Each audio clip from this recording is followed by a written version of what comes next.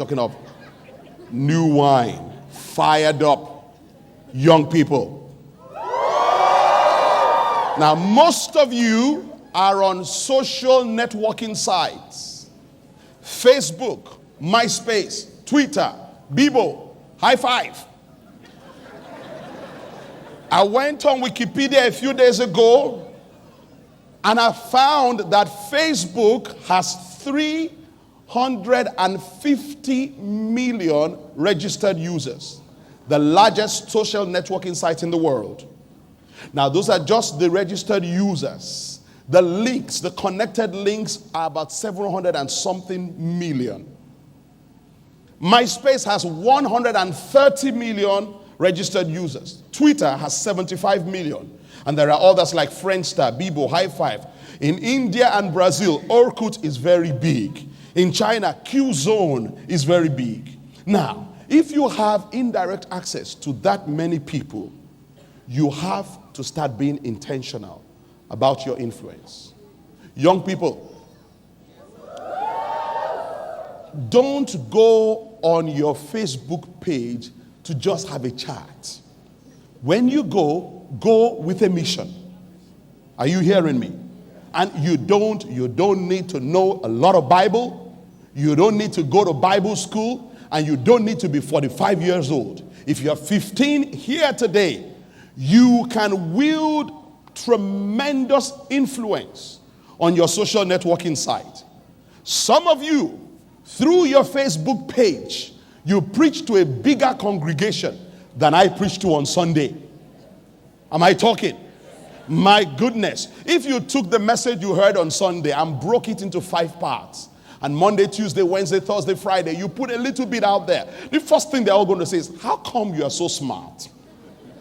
But listen, you will be influencing lives. But I'm not just talking about the message you hear on church on Sunday. See that you're going out there on a mission. Last year, September, I was asked to be a judge on at an award ceremony, the web and the Christian Web and Blog Awards. And in order to do my job, I needed to visit about 130 different websites. That experience was an absolute eye-opener for me. One of the sites that completely blew me away was this site by a young girl. She's only 14 years old. I think it was called Faithful Catholic Girl or something like that. I can't remember what it was called, but something with Catholic Girl in it. You could Google it and look for it yourself. Now, this girl, 14 years old, she won. She actually won in her category because I voted for her. When she came to receive her award, she was so shy, so introverted, so unassuming. She couldn't even look the audience in the face. But this girl sits behind a PC at home and cranks out stuff that will blow your mind as an adult.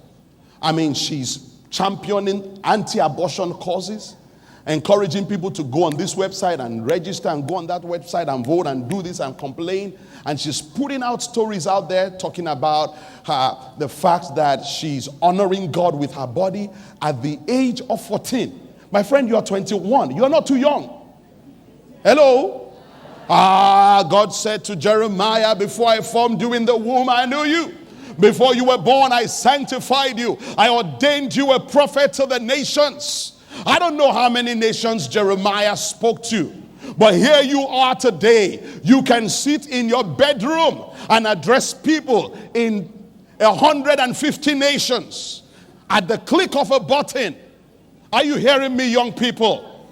Go out there with a mission. Go out there with a message. Oh, Pastor Tyre, I won't be popular on Facebook anymore. Trust me, there are enough people who are waiting for your leadership. I want to stir you young people up. God said to Jeremiah, I called you to be a prophet to the nations. He said, Lord God, I'm a young person. I cannot talk. God said, don't say you're a young person, for you shall go to all to whom I shall send you, and you shall speak to them all that I command you. You have tremendous power at your disposal. Be intentional about your influence. My time is up, but I need to quickly just talk to you about the third law of influence. What's the first law of influence?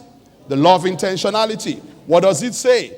It says that influence is most effective when it is intentional. What is the second law of influence? The law of access. What does it say? It says that you can only influence people if you have access to them. The third law of influence is the law of relationships. The law of relationships. This law states that influence travels on the bridge of relationships. Influence travels on the bridge of relationships. You are more likely to influence people if you have a relationship with them. And the stronger the relationship, the stronger the influence. I just told you the story of a guy who bought bread because he saw the ad on television without knowing that that's what he was doing. Now, there are some of us who have developed resistance to advertisements. We just don't bother anymore.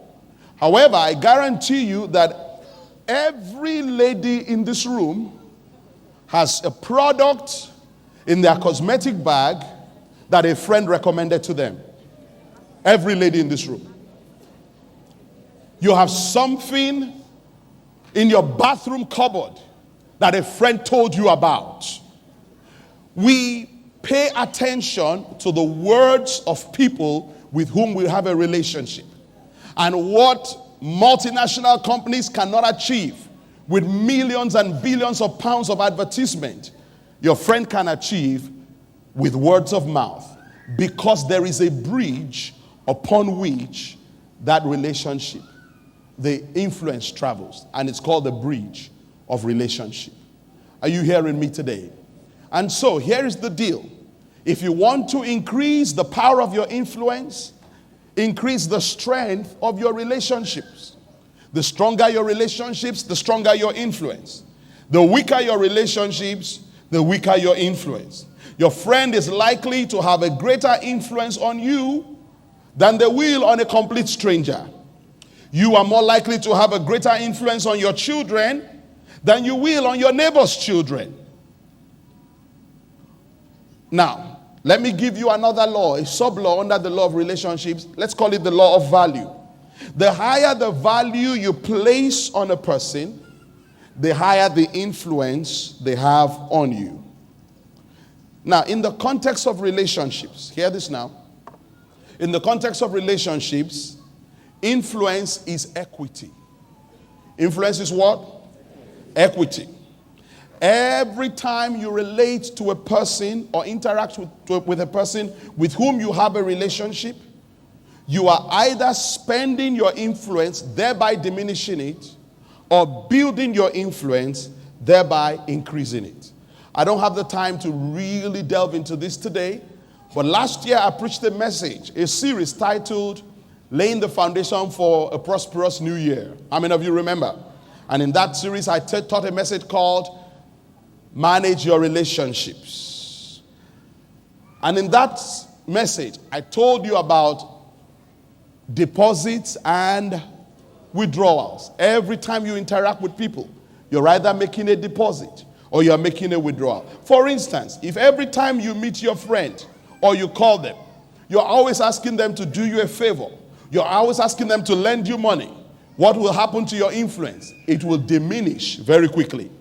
If on the other hand, every time you meet them, you're always enriching their life, always encouraging them, always adding to them, what will happen to your influence? It will increase. And so this brings us back to the giver-taker principle. That's why Jesus said it is more blessed to give than to receive. But the key point I want to make here is this. If you want to increase your influence, build relationships. Go out of your way to be kind to people. When you meet people, don't build walls, build bridges. Have you ever entered a lift before? And the person in the lift, everything about them says, don't even try to talk to me. Has it ever happened to you before? Let me tell you what I do. I just like to wind people like that up. And I come in and then I put on my chirpy voice. Hello! And many times they're irritated and they look up. And then I get under their nose and I say, good morning. It's a lovely day today, isn't it? You have a busy day today? But learn to build bridges. Learn to build bridges. Don't build walls. Learn to build bridges. Do your best to build strong, positive relationships. Now, it may not always be down to you, but as long as it lies in your power, be at peace with all men. You never know when you're going to need to make a withdrawal from your influence equity in a relationship. So today, as we celebrate love, reach out and make a deposit in some of the significant relationships in your life. Give flowers, write a note, send a text, make a phone call. So as we close, let's remind ourselves,